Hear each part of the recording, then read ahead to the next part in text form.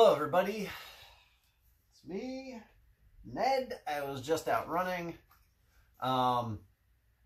just about to leave for Italy. Well, a week out breaking in new shoes. So along with that, I've got this really lovely Italian wine that I wanted to make a video about today. Not from a part of Italy that I'm going to go visit this time though. This is from Lombardy, up in the north, up west of Piedmont. It's from this little town called Sondrio, just south of like the Swiss border, up in the mountains. It's Nebbiolo, which they call Chiavennasca here. This is made by a pair of friends, Pier Paolo and Davide, who grew up here and then actually sort of like crossed paths when they were at university studying winemaking, came back and started this winery. Here, I'll get closer with it. There we go. Dirupi, Ole. So this is 100% Nebbiolo from terraced vineyards, relatively high elevation. This is like 400, 450 meters above sea level. Really poor, sandy soil. They work organically. They're certified organic. Hand harvest, all the like trimming, and they, natural ground cover. They cut the weeds back by hand with scythes. They hand harvest. Ferment with ambient yeast, ferments in stainless steel, and then eventually is aged in the bottle for a little while, but not super long. This is like a sort of, well, relatively brighter drink now kind of Nebbiolo. I've just fallen in love with Nebbiolo, really. Like, I guess it's the winter, and because it's been a weird winter in Maine where it hasn't just been consistently super cold or something like that. It's been like cold but weird and back and forth, and Nebbiolo is just,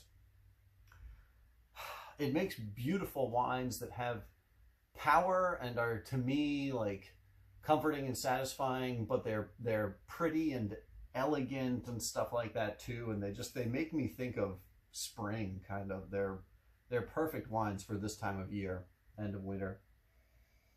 It smells a little bit smoky, but it also smells really like flowery, like roses, like violets, also like really small red cherries, like not like black super juicy ripe, but just red cherries, a little bit of raspberry.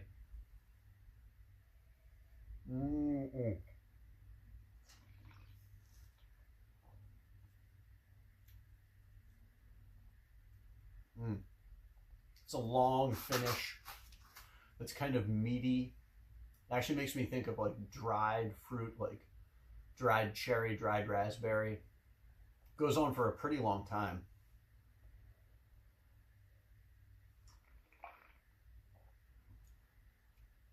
There is tannin to it, but it's very in line with the rest of the wine.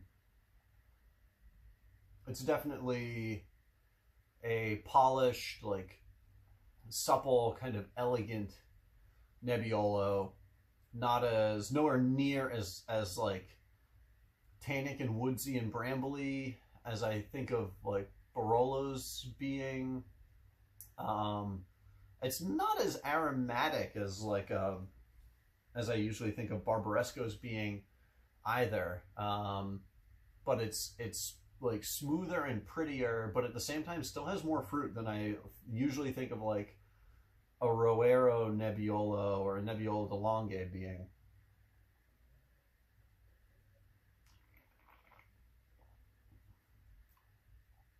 Oh boy, in like the mid palate, there's this almost spicy. It's not spicy. It's more like there's this heat. It's like meaty, like the meat of like chestnuts or something, like roasted chestnuts, something like that you sink your teeth into, and it has like the wine has a lot of mouthfeel like that, but it's sort of like fleshy. It's not like hard aggressive tannins or something.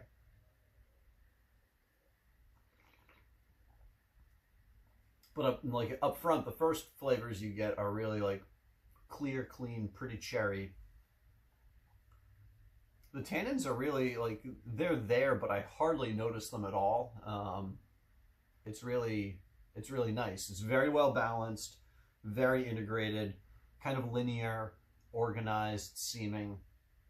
Don't know Davide and Pier Paolo, but they must be pretty organized guys.